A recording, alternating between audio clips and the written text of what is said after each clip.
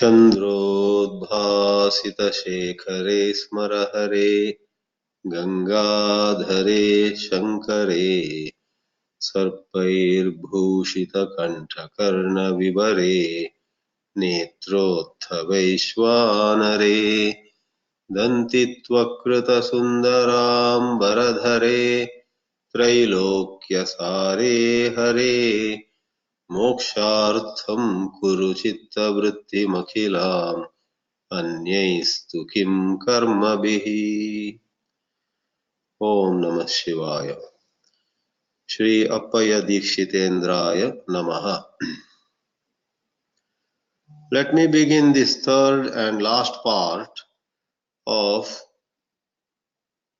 3 sessions on Appayya Deekshitar's composition Ātmārpana Stuti. Let me begin it with just reciting the first shloka of this Stuti, which has 50 shlokas. Kaste bodhum prabhavati param deva deva prabhavam yasmaditham vividharachana srishtiresha babhuva bhaktigrahyastvamiha tadapi tvamaham bhakti matrat stotum vanchamyati mahadidam sahasam me sahasva. In the last 2 parts, we had several glimpses of the wonderful sentiments, the lofty thoughts, philosophical points of view, and humble submissions of a Shiva Bhakta, Shri Appayya Deekshitar. Basically, an exalted advaita Vedāntin who recognizes one Brahman that itself expresses as Shiva or Vishnu, Brahma or any other divine form. Personally, that means on the level of the personality, Appayya Deekshitar was devoted to Shiva. He makes it very clear before even singing this composition in a verse that has been generally supplied, that he does not have anything against Vishnu, he does not look down at Vishnu. However, the whole philosophy is different people take different particular forms as their Ishta Devata. And if in 1 or 2 shlokas there is a mention of Shiva being higher than Vishnu, that is how it operates, that is how the Shiva Bhakta would go about his sadhana. The truth of the matter is all those divine forms are manifestations of one truth. He clarifies that a little of such things sometimes help those who might have a notion that Shiva is inferior. To remove that notion, it may be sometimes said Shiva is above all. Somewhere else, if some other form is described as above all, that also should be taken as implying one should not think of that form as less than any other form. In the first 2 parts of this webinar series, we looked at the first 30 verses. Therefore, in this last part, I am here to show some highlights of the last 20, namely 31 through 50 of this composition. Let me chant for you the verse 30 and highlight for you what essentially is said in it. This we had covered last time. Kshantamvyam va nikhilamapi me bhutabhavivyalekam durvyapara pravanamatava shikshaniyam mano me natvevartya niratishayaya tvatpadabjam prapannam tvadvinyastakhilabaramamum yuktamisha prahatum. Simply, the devotee says, it's not proper for you to abandon me. You must, in fact, teach me where I am wrong and forgive me where I had already committed sins. So, entering the last bunch of 20, in the verse 31, as was put in the little synopsis that went to all of you, inviting you to the webinar, Appayya Deekshitar calls Lord Shiva niravadhi-kripā-sāgara. Kripa-sāgara, ocean of compassion, niravadhi. Avadhi means limit, niravadhi is limitless. But what does the verse say? The verse, in fact, makes an interesting challenge or questions Lord Shiva. The verse 31 basically says, will it be too much for you to save this little jiva over here? You have lots of grace. You are niravadhi-kripā-sāgara. Therefore, here is somebody who is suffering, who has, committed many sins. So, by ordinary standards, I don't deserve to be helped. But for you, whose compassion is infinite, it means nothing, it costs nothing, it is peanuts for you to come and help me. Therefore, why don't you help me in this way? It's like somebody goes to a huge car showroom and sees that there are hundreds, if not 1,000 cars displayed there. And that boy goes to the owner. You have so many of them. What difference does it make if you give one of these cars, maybe one Mercedes or just one BMW, hand over to me? And it hardly makes a difference to you. Now, in the example that I gave, really it is not all that appropriate. For businessmen, every penny counts. But for Lord, even if he saves thousands of his devotees one fine morning, it makes no difference. He doesn't lose anything. So the shloka says, Sarvajnastvam niravadhi-kripā-sāgara purna shaktihi kasmadenam na ganayasi mam āpadabdhau nimagnam ekam pāpātmakamapi ruja sarvatotyanta dīnam jantum yadi uddharasi shiva kastavata ati prasangaha. Ekam jantum, I am a jantu, a living being, and if you do my uddharasi yadi, kaha ati prasangaha. It would not be something that is not worth doing, or ati prasanga, something one cannot afford to do. It will not mean much at all. In the very next shloka, 32, he again says, if you don't save me, where do I go? And raises a doubt. Has somebody or some factors made the path to reach you extra difficult these days? The path should have been easy. What has gone wrong with the path reaching to Kailasa?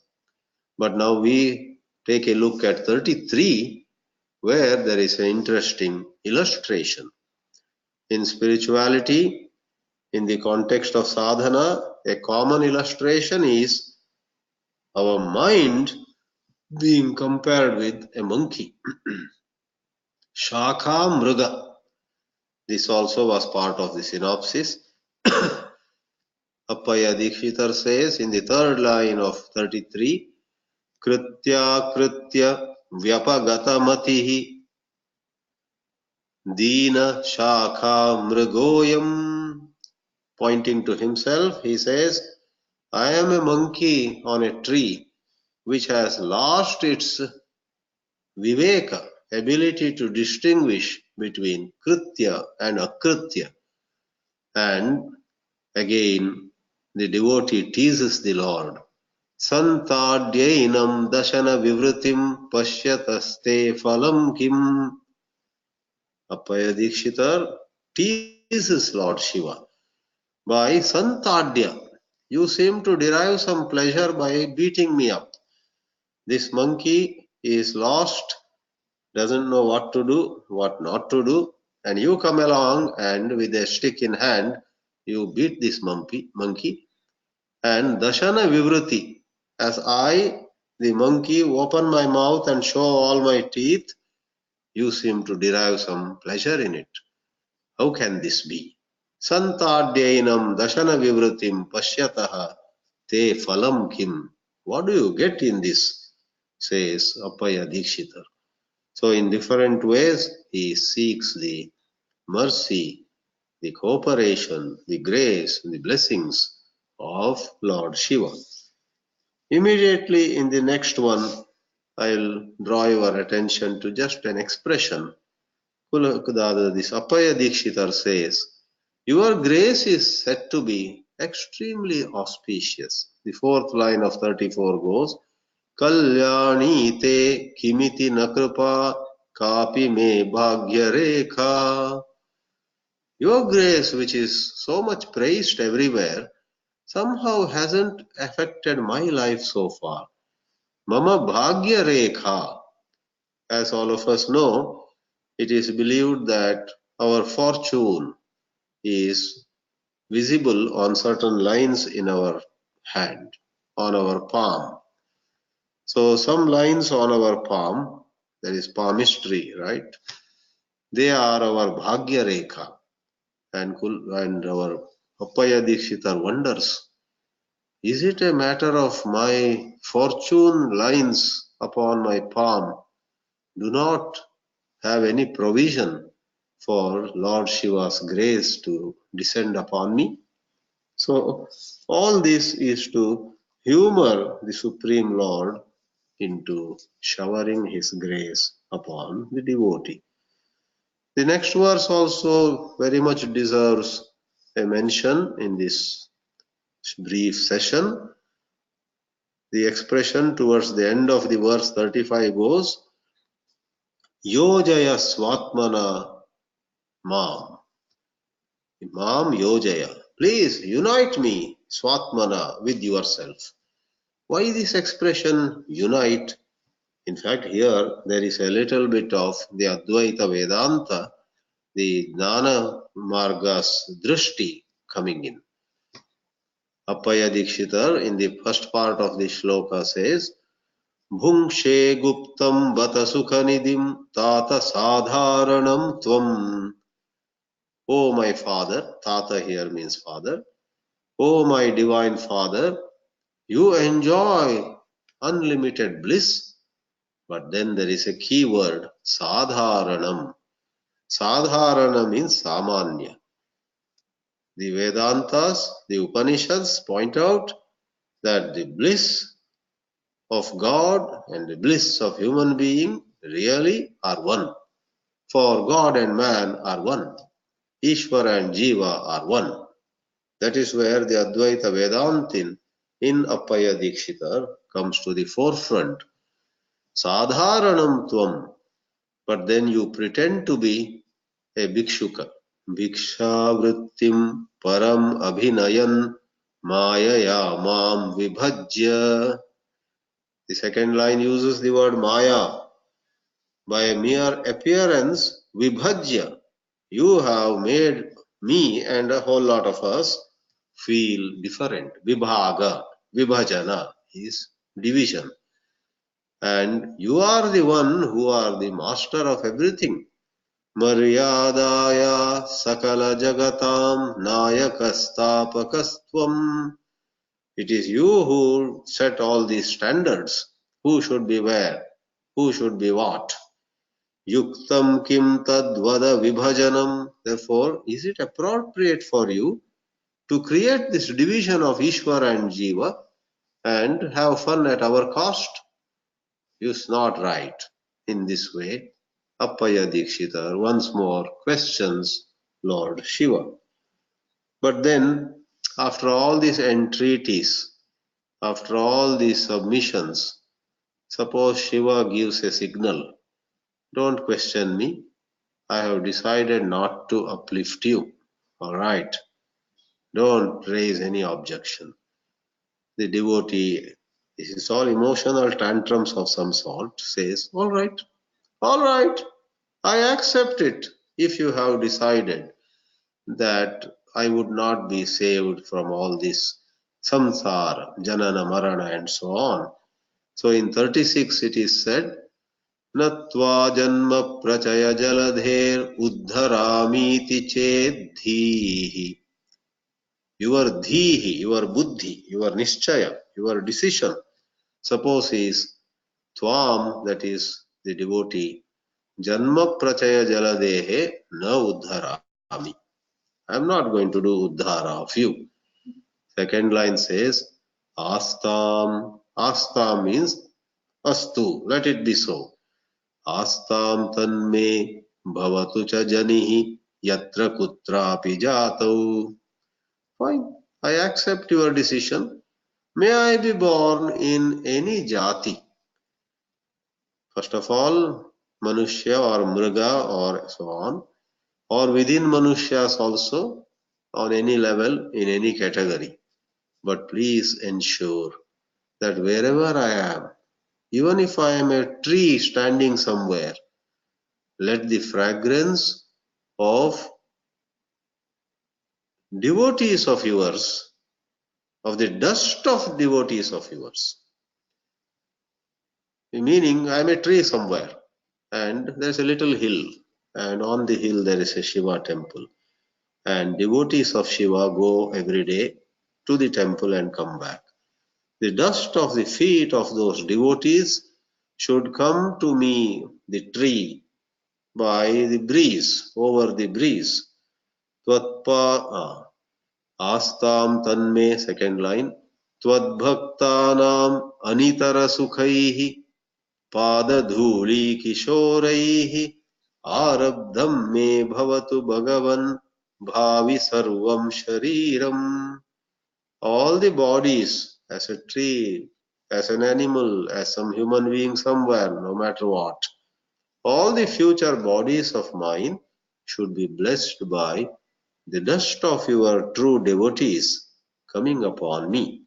That is the idea. And the devotees are described as anitara sukhaihi. Bhaktanam anitara sukhaihi. That's adjective, in fact, to the dust of the feet of those devotees. What is anitara sukha? Itara sukha means deriving happiness from other things. Anitara means not derived from other, or in fact it means something that cannot be compared with anything else. All other sukha is way down compared with the sukha of Shiva Bhakti. And then again, I skipped one or two shlokas, though every one of them has some beautiful message, some key expression, some thought-provoking phrase in them. Now I go to 39, where, as the whole Stuti is slowly drawing to its close, the poet Appayya Deekshitar talks about the context of the time of dying. Antakala, as you know, all the scriptures, including Bhagavad Gita, have references to the moment of dying. When any of us is all set to breathe our last. In Gita you have that shloka, Antakale cha mameva smaran muktva kalevaram yaprayati samadbhavam yati nastyatra samshayah. At the time of breathing our last, if we think of God, we reach God Himself, is the meaning. So 39 has a description. Appayya Deekshitar imagines himself lying on the bed, last moments of his life. His relatives and friends, disciples and admirers, fans and followers are all around and they are all crying. Antarbhashpa-kulitanayanan antarangan apashyan. Antarangan, my innermost circle of students, family members, and so on, they are all crying. Antarbhashpa-kulitanayana. But bless me that I don't see them. Apashyan. Pashyan means seeing them. Apashyan, not seeing them. With due respect to them, at the time of dying, I don't want to see all their faces and feel more miserable. I would rather think of you. That is the idea. Agre ghosham rudita bahulam kataranam ashranvan. Then there are others, for he was a very well-known person. If news spreads, Appayya Deekshitar is going to die in a few hours, the whole town, why? Even the people from the king's court would come to his place.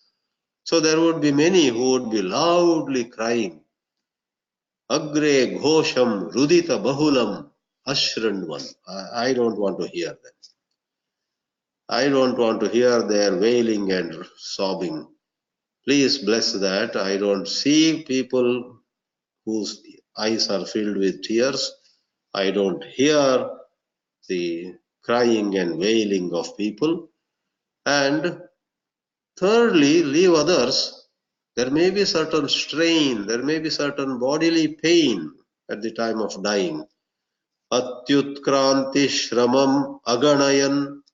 Let me not pay attention to what on the body level I am going through. Aganayan. Ganana means considering and not considering all that. Antakale kapardin.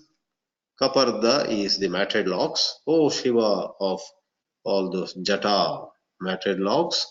Antakale, at the time of death. What is it you want then? You want to see anybody's face. You don't want to hear. Then what is it you want?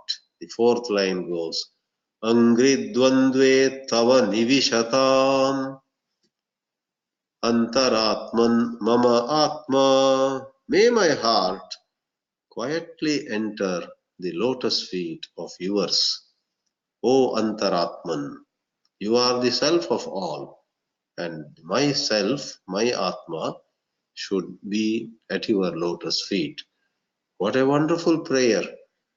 If any of us is dying, or if we have to counsel somebody who is apparently going to die, we can teach this shloka to that lady or man and help that person to anchor in this thought. Let me not think of what I am leaving behind, my property, my bank balance, my relatives, my friends, having nothing against them. They are all good people. God bless them. But at this moment when I am now leaving this body, Angridvandve tava nivishatam antaratman mamatma. Just that fourth line could be a nice prayer during death. And then you have the very next shloka also, extending that very thought. I will pick only one line. The fourth line of 40th verse says, Lokatitam satata shivadam rupam aprakritam te. All I want is to see, not relatives' faces or students or other followers' faces. I want to see satata shivadam, that face of yours, which is always bestowing upon us auspiciousness. In fact, the third line also goes, Anta pashyami, that's what I want to see. Achala sutaya ratnapite nishannam. I would like to see you, O Lord Shiva, seated upon a simhasana, a throne with jewels upon it, and by the side of Achala Sutha. Achala is Himalaya, Suta is daughter. And that is reference to Parvata Putri Parvati. Along with Mother Parvati, I would like to see you seated on that Ratna Simhasana, and may my mind be fully into that contemplation. Then again, I skip one or two, go to 42, in fact, especially to show that yes, at places, one or two places, he has talked about Shiva being superior to Vishnu. But going by the clarification offered before, this is to nullify and neutralize anybody's imagination that Shiva could be a lower form of God. By calling him the highest, it is more to equate him, not to really make a divide, make a division between Shiva and Vishnu. In 42 we have Bhikshavrittim Charapitrvane Bhuta Sanghaihi Brahma Idam Vijnatante Charitamakhilam Vipralipso Kapalin Avaikunta Druhinamakila Praninam Ishwarastvam. The third line, Vaikunta, starting from Vaikunta, then Druhina, Brahma, Chaturmukha Brahma, his realm. Akila Praninam, you are the boss, you are the ruler of all domains, all lokas, all living beings. Nāta svapne'pi ahamiha nate pādapadmam tyajāmi. Even in my dream, I would not like to let go of your lotus feet. Thus, Bhikshavrittin Chara, outwardly you may put up a show, going around as a mendicant, or Pitruvane, in Smashana you might be sitting. All that show doesn't mean anything to me. I know you to be Ishvaraha, the Lord of Akila Praninam, Vaikunta Druhinam. Starting with Vaikunta, Druhina is the name of Lord Brahma. I know you to be the ruler of all these, and therefore, Tava Pādapadmam svapne'pi aham na tyajāmi. With this 42nd verse, the Mandakranta shlokas are over. Out of 50, 42 at a stretch with no break are all in the meter called Mandakranta, which has 17 syllables in each quarter. Shikarini also has 17 syllables in each quarter, but the Lagu and Guru are spread in a different sequence. Shiva Mahimna Stotra, Mahimna Param Te Parama Vidusho Yadya Sadrishi is Shikarini. You have a number of shlokas in different stutis in Shikarini, 17 syllables. But this one is Mandakranta, 17 syllables in each quarter, each shloka having 4 quarters. And as we had remarked in the first session, the entire Meghadutam of Kalidasa was written in Mandakranta. Kaschit Kanta Viraha Guruna Swadhikarat Pramattaha, and so on. So 42 is the last Mandakranta shloka. Now, where do we come when we take up 43?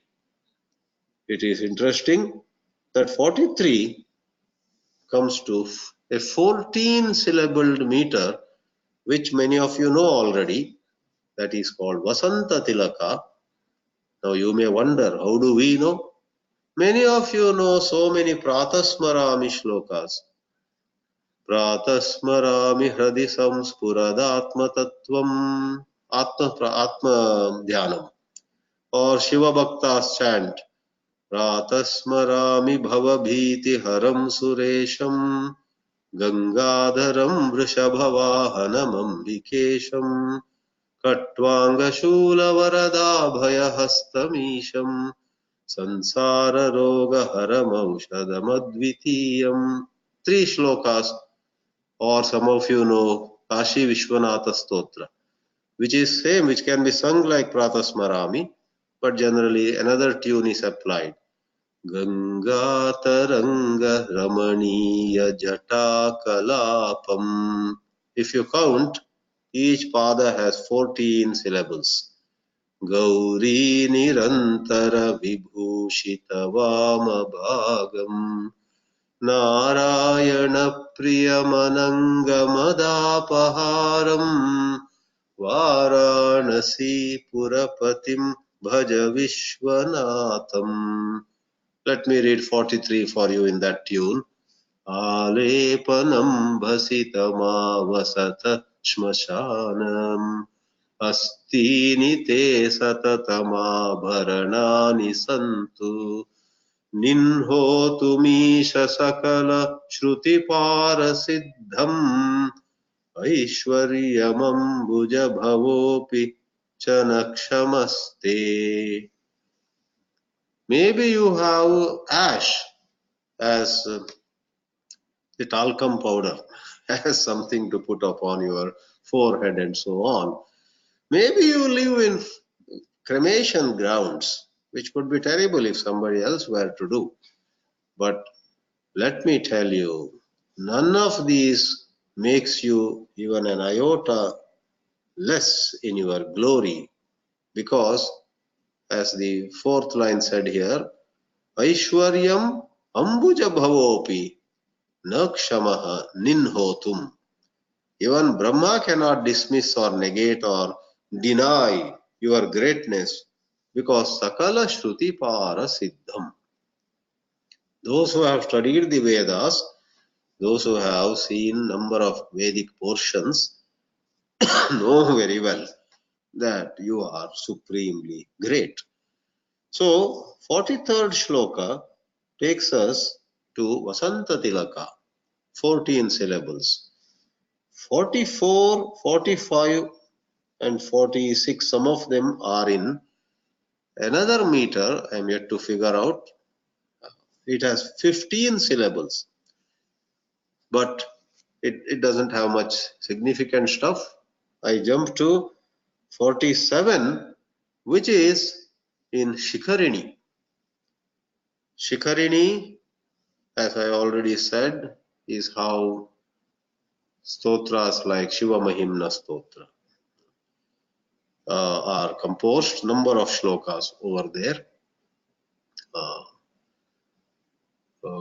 which is that. Another example. Okay, let me read directly. 47. The 47th shloka says, let me chant it in the tune of Shiva Mahimna. Mahimna param te parama vidusho yadya sadrishi. That is the tune that one of the tunes. There are many tunes.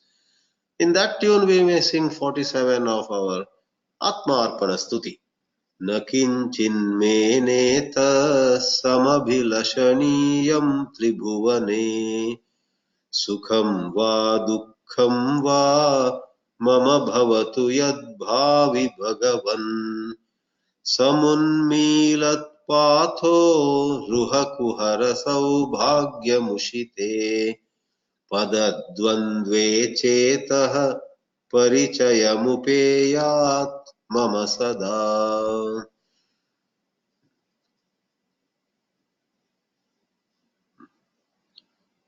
Mene means I think.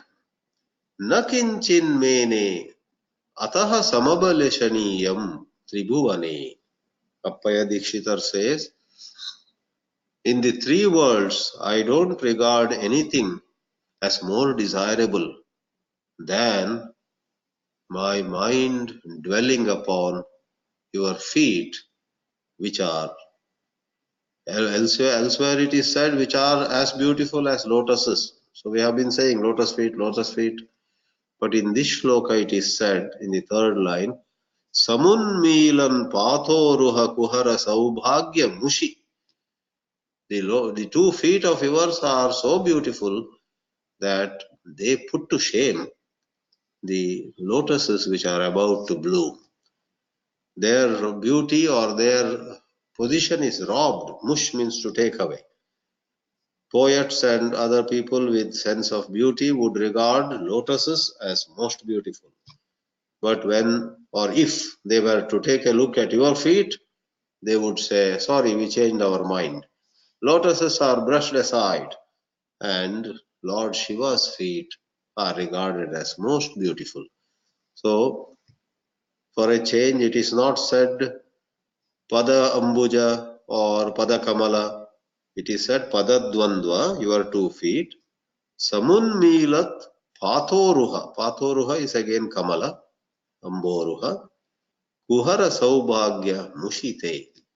Alright, what is the main message here? In the 3 worlds, everywhere or anywhere, there is nothing more desirable than this loving contemplation upon Lord Shiva's feet. And now we will see the next 3 verses, which are the last 3 verses of this Ātmārpana Stuti. 48 gives all of us a jerk. Appayya Deekshitar, such an exalted Vedāntin, such a great saint, such a gifted poet, makes a confession which we would not believe, but he has made this submission here. He says, let me read the English for you first. After having been repeatedly engaged in composing various works of a low order, he says he all these days was busy composing things of a low order, and what makes it low is especially the object of composing them was with the sole object of earning my livelihood. He says, I composed it all. Kings were happy, rich people were happy. They supported my work. They sponsored various projects. They gave me titles. They gave me positions. They sent me on conferences to various countries. But how sad I feel now. All of them were meant for getting all that recognition. Udara bharana matram sadhya muddhishya nicheshu asakradupanibaddham ahitochishta bhavam ahamihanuti bhangim arpayitva upaharam tava charana saroje tata jato paradhi.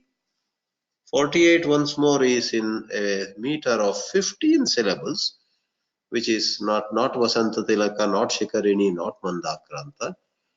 Udara bharana matram. Though people might not have noticed it, my heart knew that I was doing all of it for Udara bharana. Of course, it's not just merely filling the stomach to have position, to be recognized everywhere. Asakrit, not once or twice, number of times, Upanibaddham.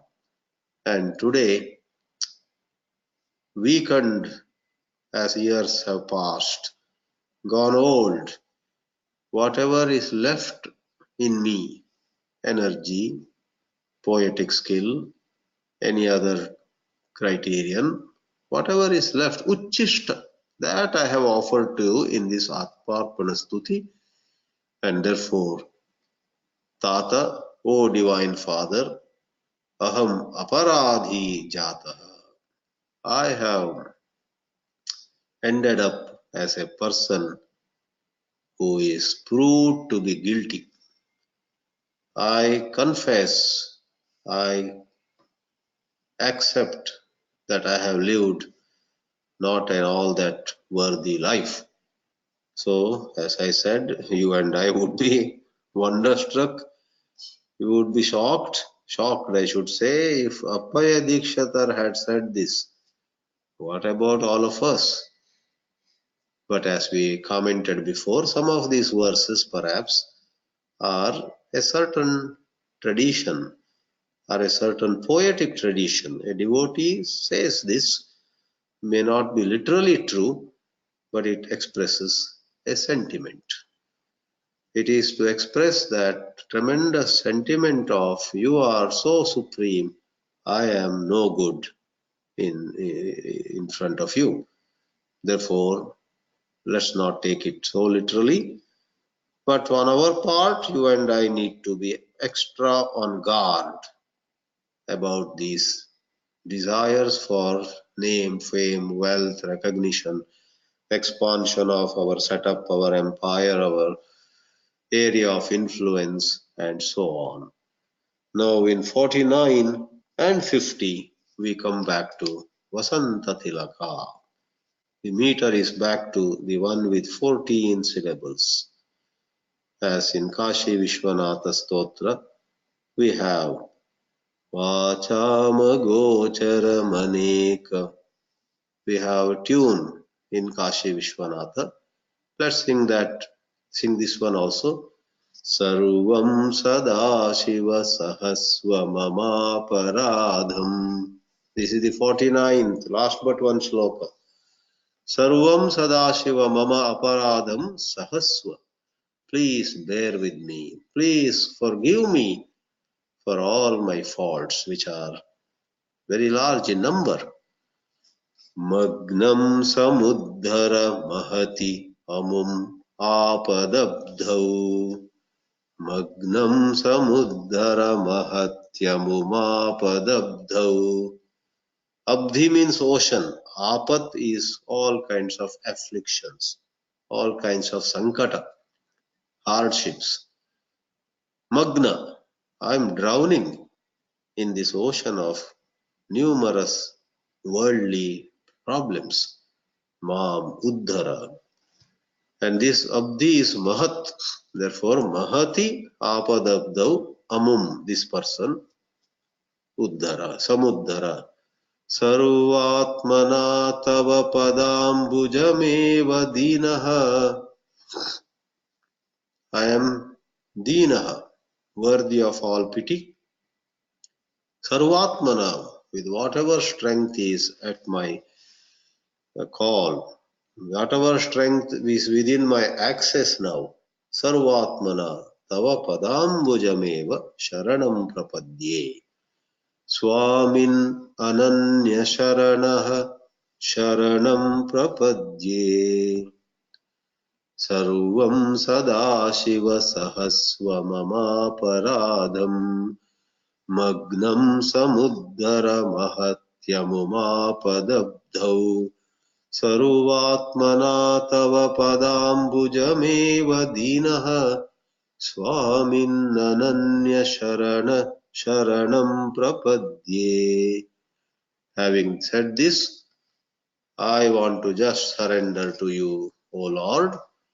He finally brings the Ātmārpana Stuti to a conclusion.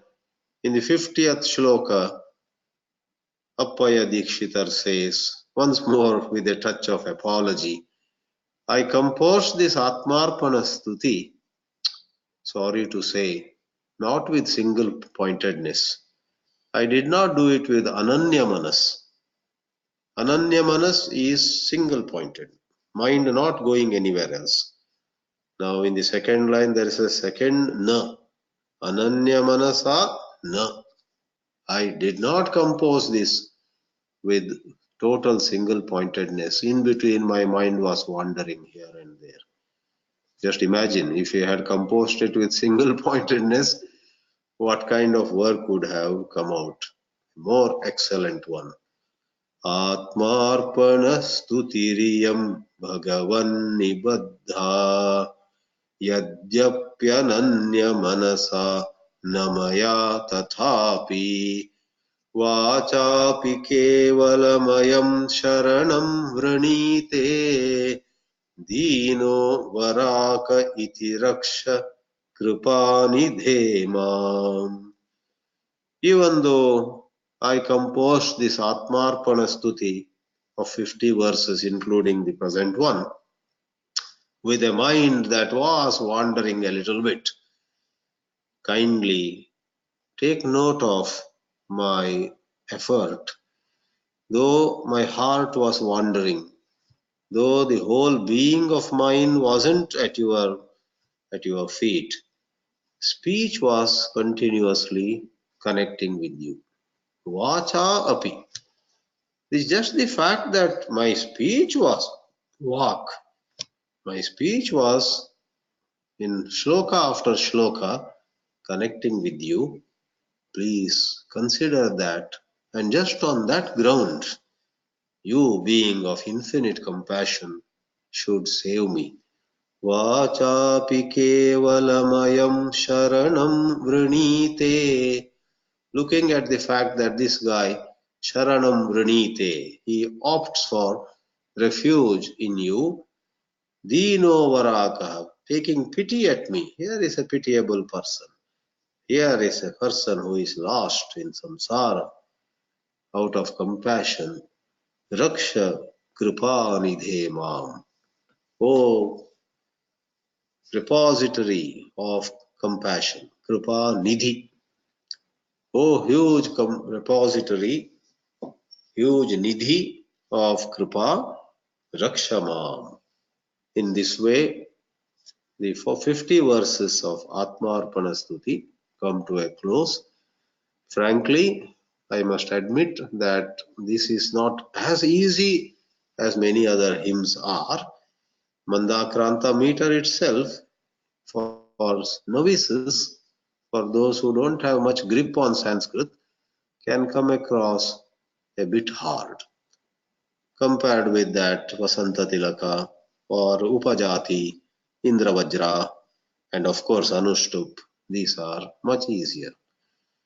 Lingashtakam, which I'm not sure what meter it is, Brahma Murari Surarchita Lingam, probably with 11 syllables, one of those, Indravajra or Upajati or one of them. 11 syllables.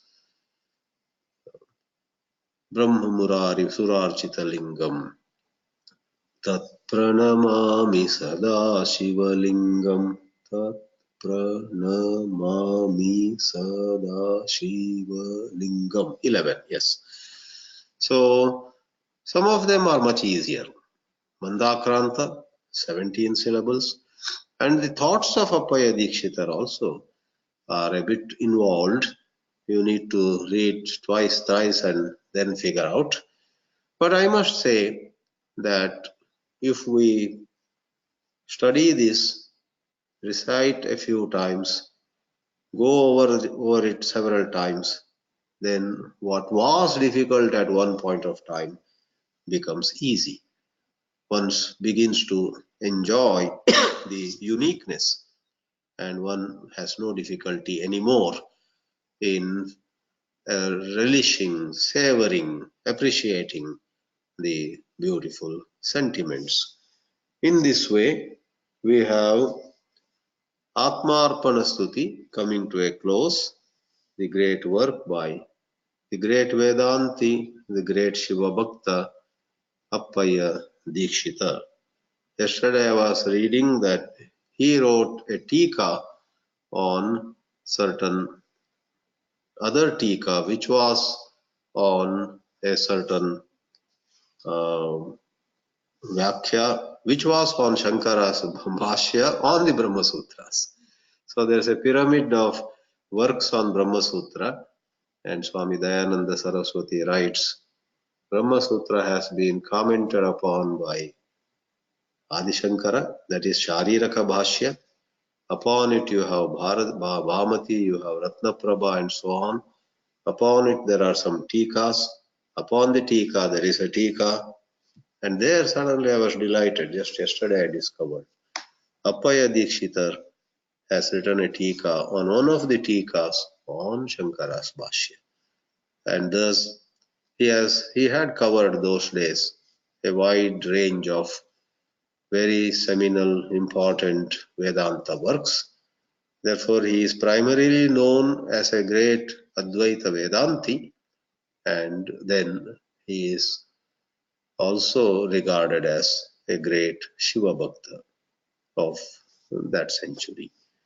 Let me close here, and with our salutations to Lord Shiva and to the great teacher Appayya Deekshitar, we hope to study this again and again and enjoy it with more ease, with more convenience and comfort. Hara Hara Namah Parvati Pataye Hara Hara Mahadev. So let me know if there are some questions. We do have a few students.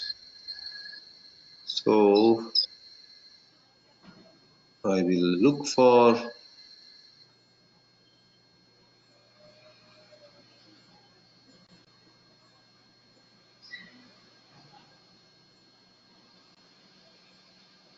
any text question or somebody wanting to ask verbally. All right.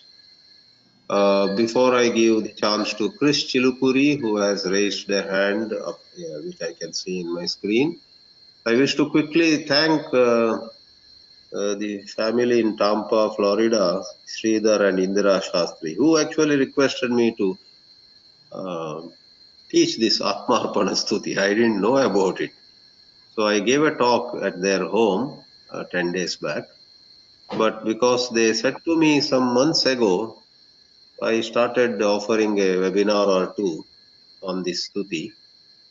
And so, including today's webinar, 3 sessions on webinar and 1 session at their home for a bunch of some 25 people. And they introduced me to a nice work. Otherwise, to be frank, I had heard Appayya Deekshitar's name all along, but I did not know a single work of his. I hope to take a look at his Tika on Brahma Sutra Bhashya of Shankara also sometime. So, yes, Krish is here. Why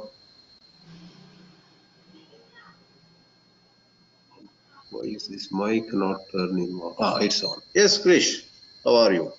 Oh, very good, Swamiji. Thank you for these 3 sessions. I could not personally listen to lecture number 2, but I listened to the recording on YouTube. Again, thank you very much to Fawai for that. Many times, I did 2 or 3 times to listen to it. In the Q&A, and this is just a comment because today's session was especially powerful.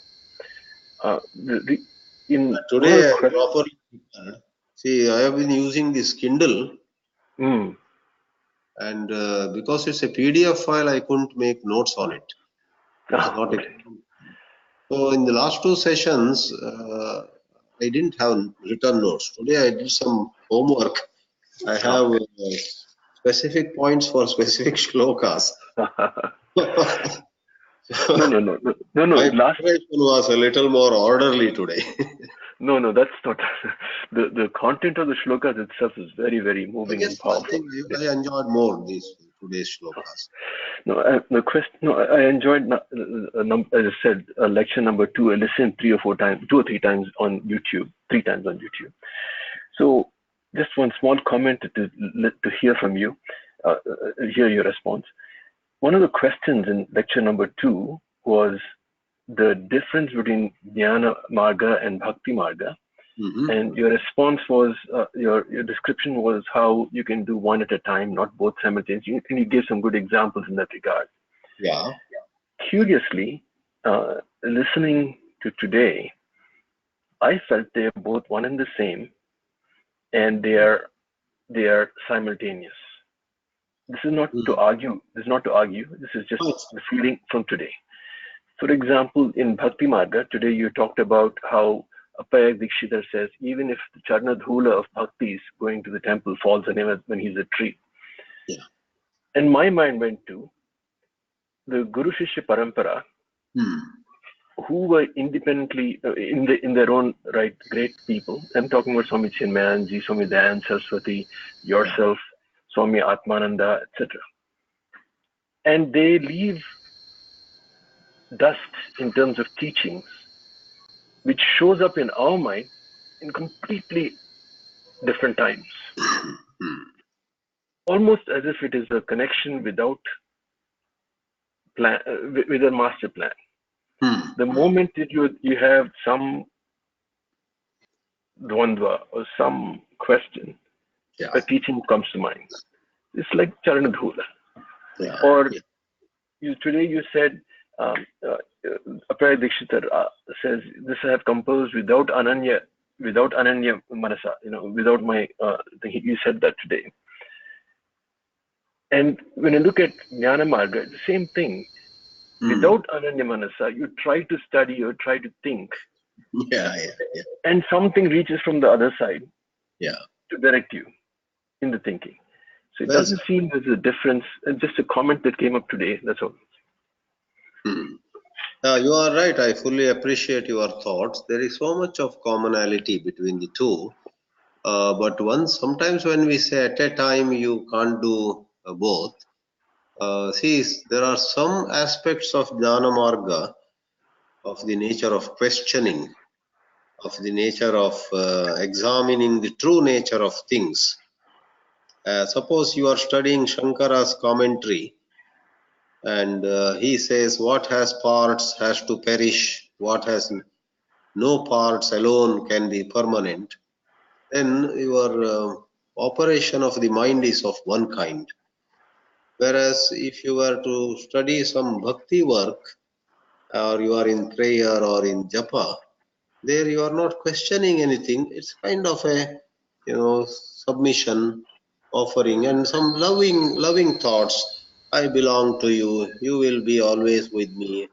All else may leave me, but God, you will not leave me. These are all loaded with certain different flavor. But I would agree with you. So even if the two examples I gave, some logical thinking, is it true that that which is assembled, that which has parts, has to fall apart one day and perish?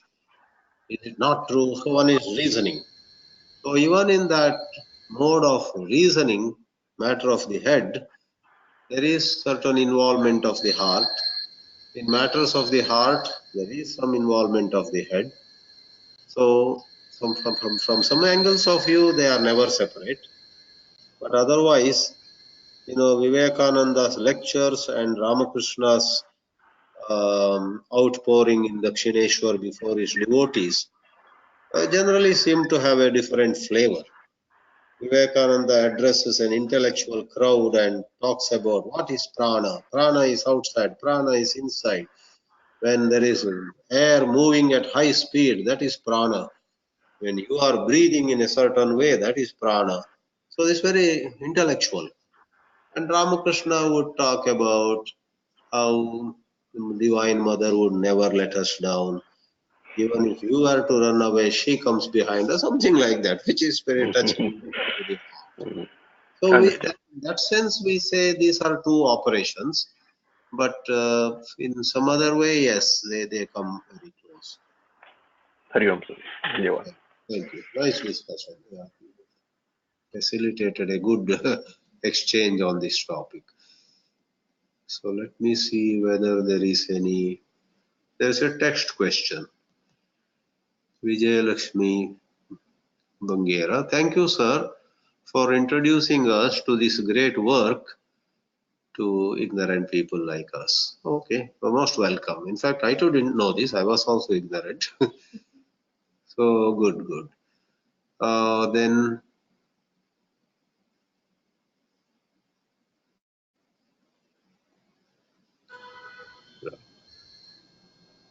I think that is pretty much over.